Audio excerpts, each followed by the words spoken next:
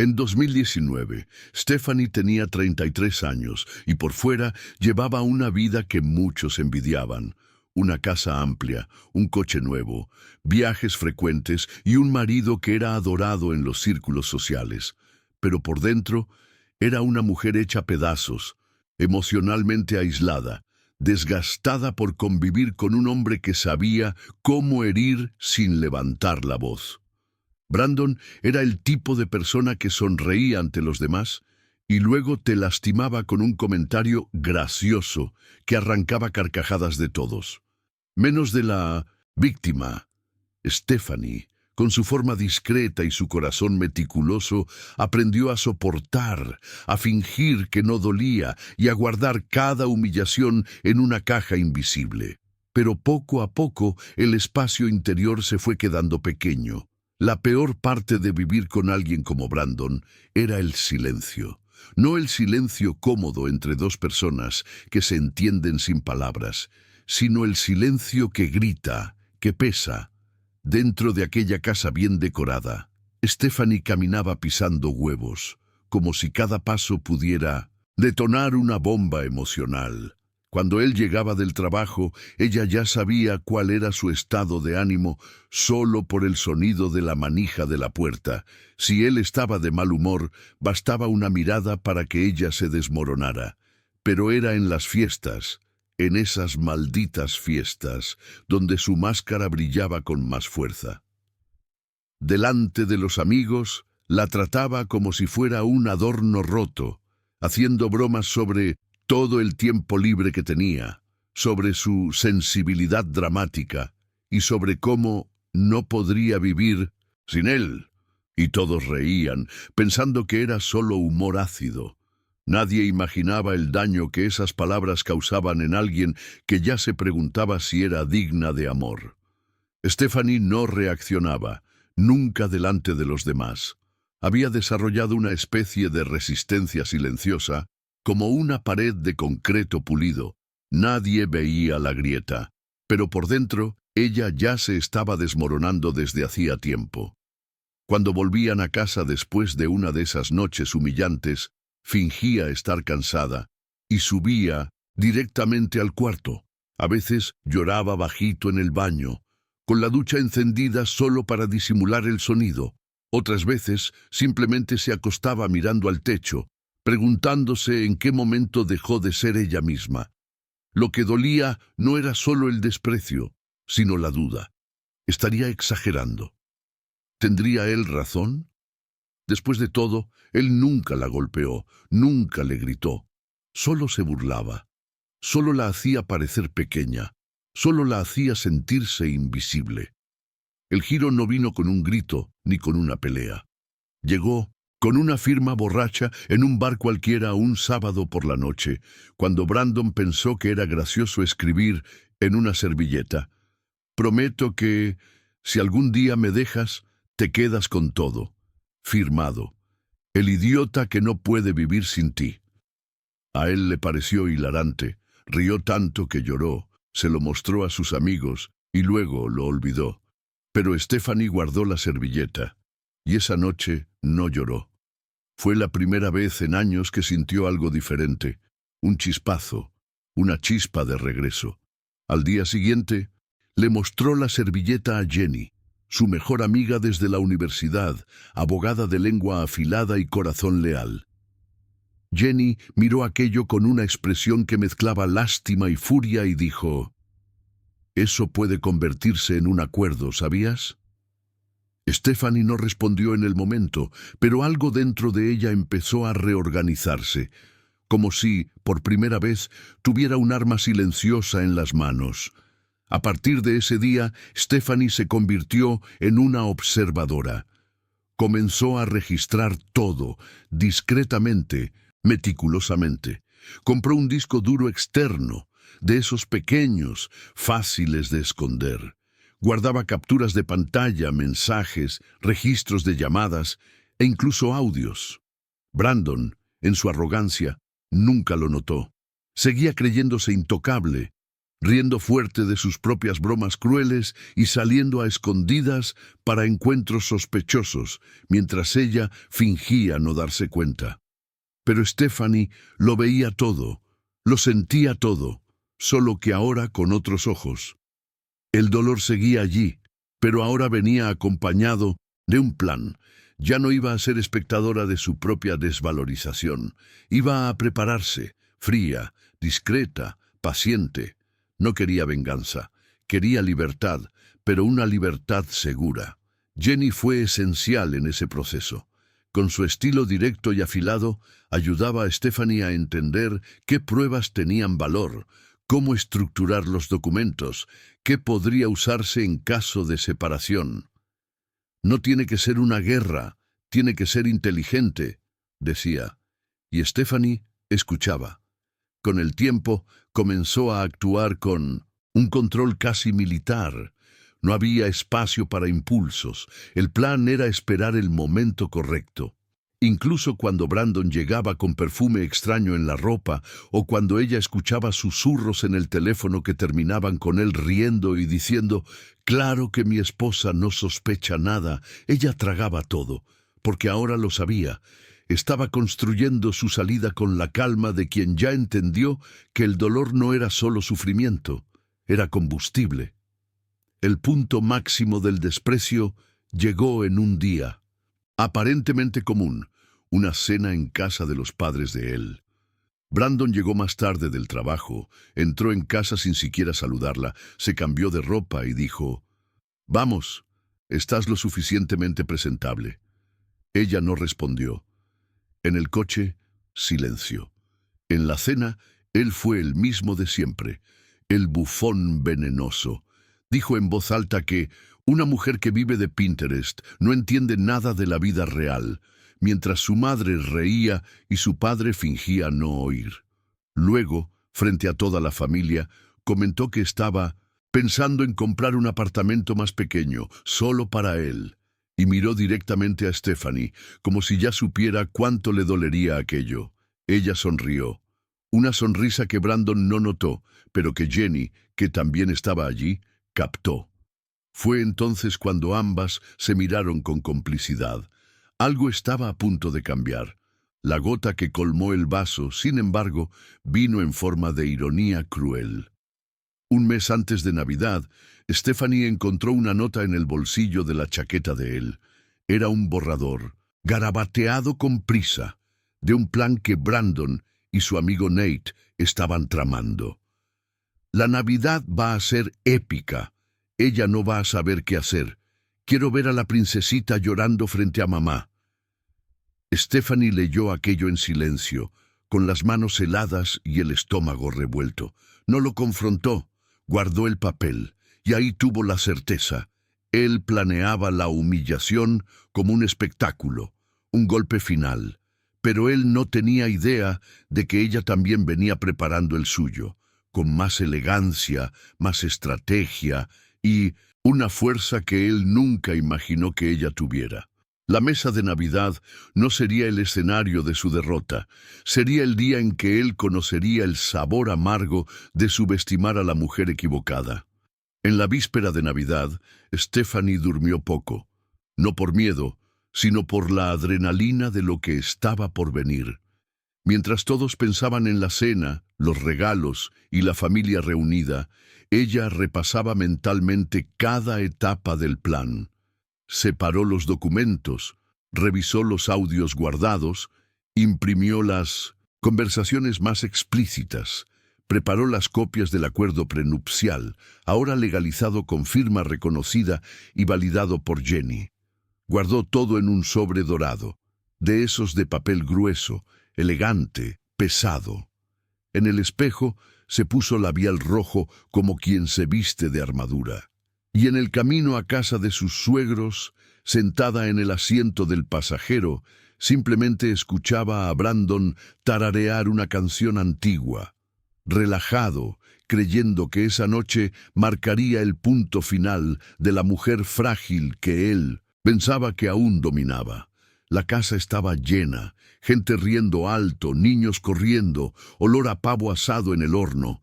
Brandon saludaba a todos como si fuera el centro de la noche, sujetando la cintura de Stephanie con una ternura falsa. Ella le sonreía de vuelta, serena, casi dulce, pero con unos ojos que sabían exactamente lo que estaba a punto de suceder.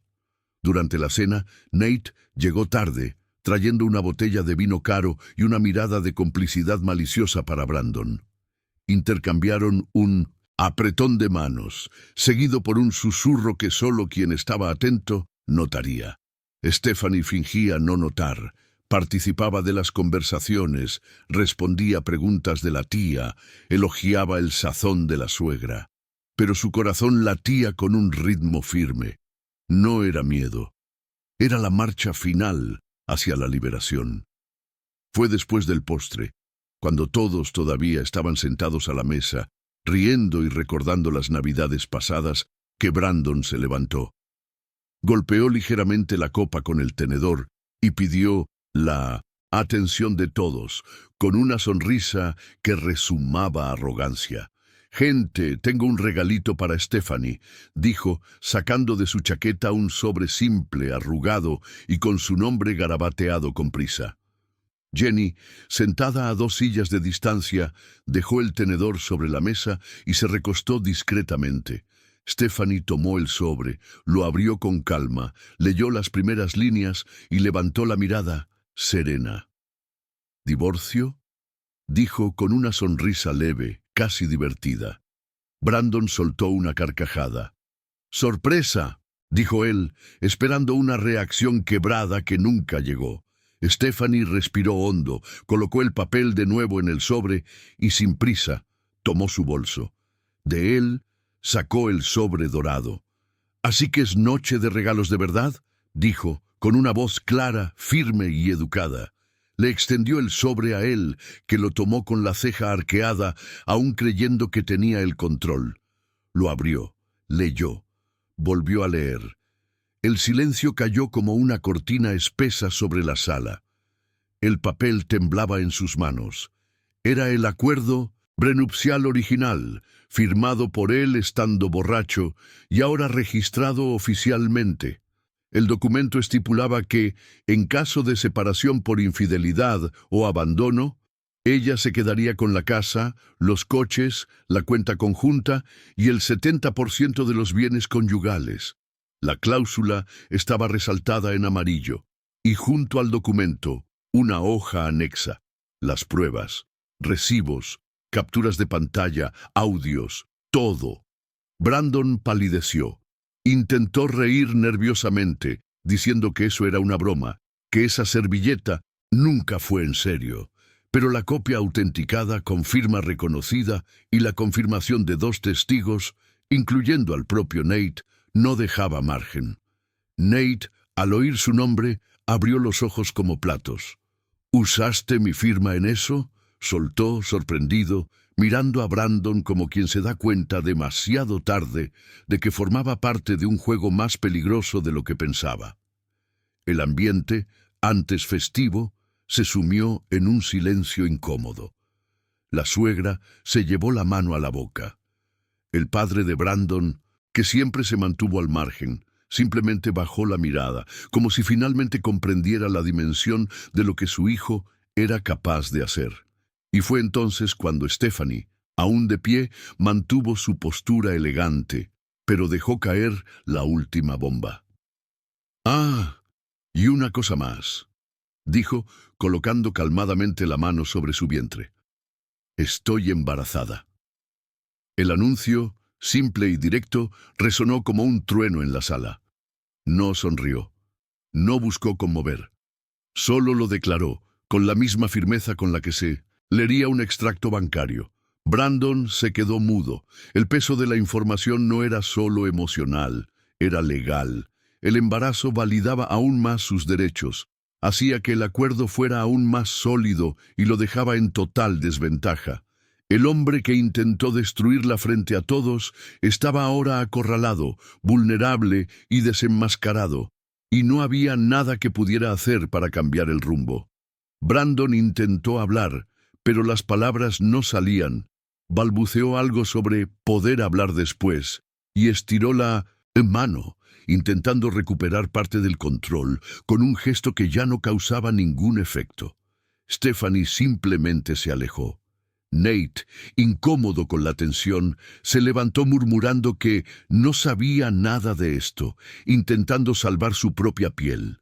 La madre de Brandon, antes siempre cómplice de las groserías de su hijo, ahora lo miraba como si viera a un extraño por primera vez. ¿Y Jenny? Jenny simplemente sonreía con los ojos, orgullosa, mientras sostenía su copa de vino como quien celebra una victoria, silenciosa. Toda la sala había cambiado de temperatura. Ya no había risas, solo el sonido de los cubiertos siendo colocados lentamente sobre la mesa y el eco de la humillación estampada en el rostro de Brandon. Sin alzar la voz, Stephanie agradeció por la velada y, con calma, caminó hacia la puerta.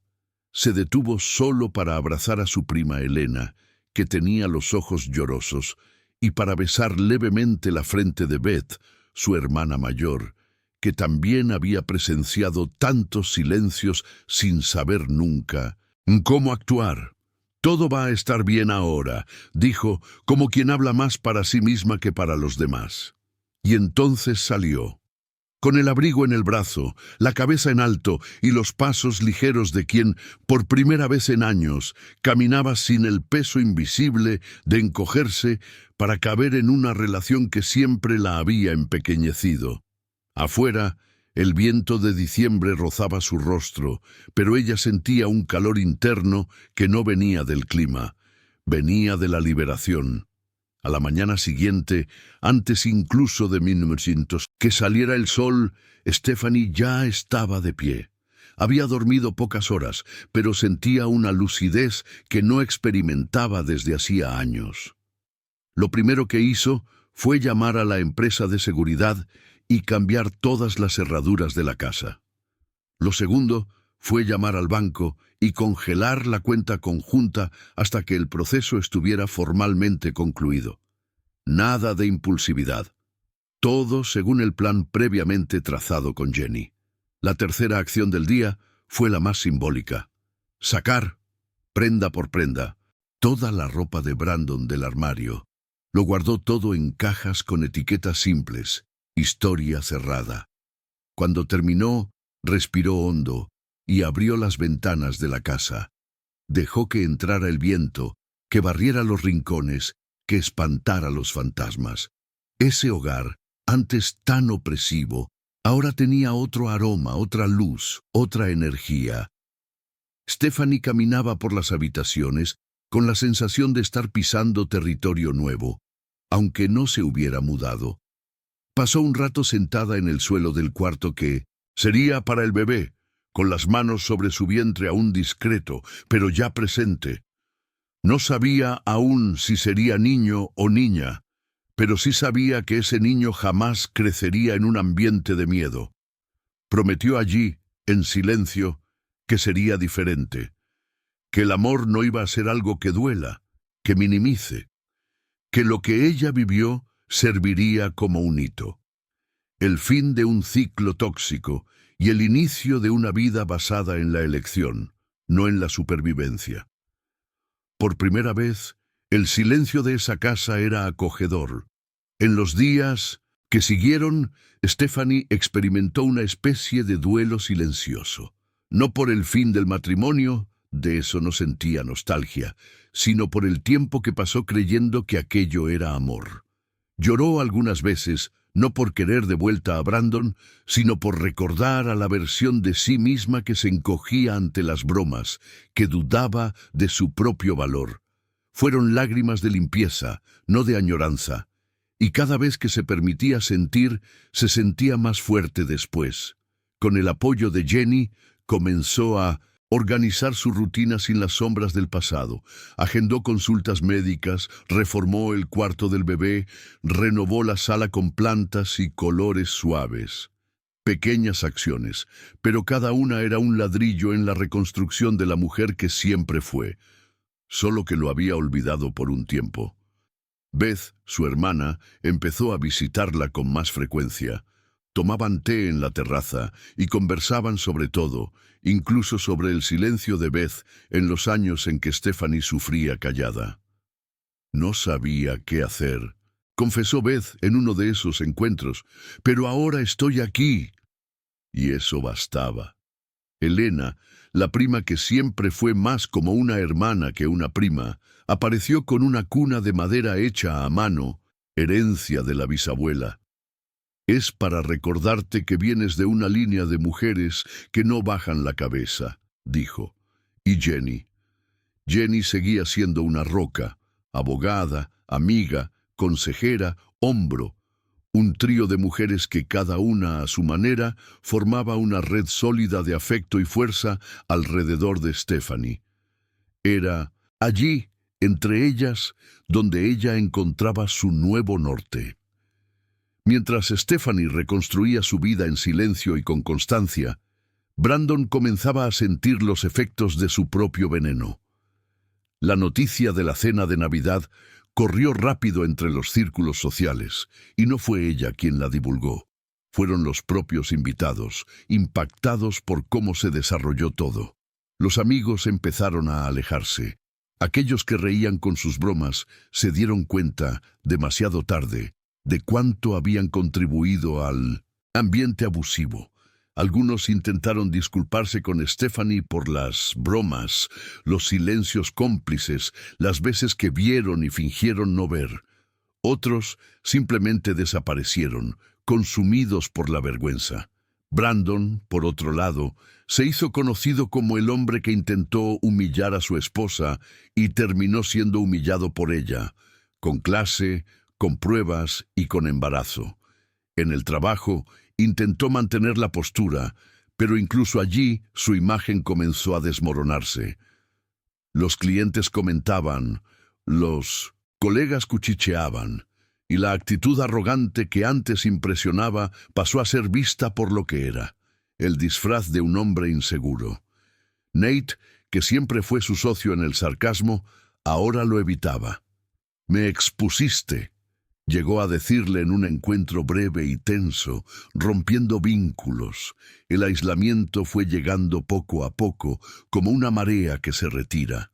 Brandon, que siempre se alimentó del aplauso y la adulación, se vio rodeado de ecos.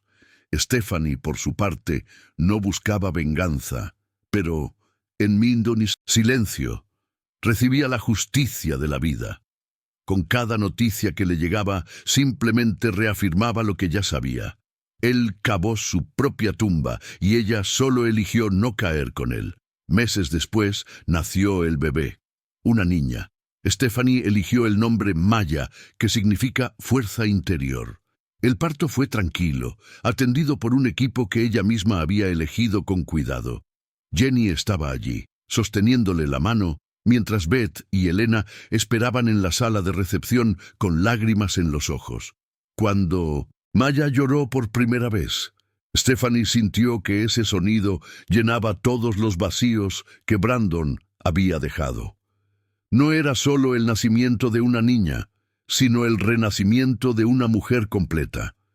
Cuidar de Maya se convirtió en algo más que maternidad. Fue un acto de resistencia, de sanación, de elección diaria por un futuro distinto. Cada madrugada en vela, cada pañal cambiado, cada baño dado, era también una afirmación. Ella podía, ella lo lograba, ella era suficiente. La maternidad no borró los dolores del pasado, pero les dio un nuevo sentido. Stephanie no romantizaba lo que había vivido, no fingía que todo estaba bien todo el tiempo. Había días en que aún lloraba bajo la ducha, ya no por Brandon, sino por el tiempo perdido intentando encajar donde nunca pertenecía. Había días en que sentía miedo, miedo de repetir patrones, miedo de fallarle a su hija, miedo de seguir cargando marcas invisibles. Pero esos días pasaban, y cada vez que Maya sonreía, le apretaba el dedo con fuerza o se dormía en su regazo, ella recordaba. Había vencido, no por la caída de Brandon, sino por haber elegido levantarse, por haber reconstruido su identidad sin necesitar la validación de nadie, por finalmente mirarse al espejo y decir, he vuelto.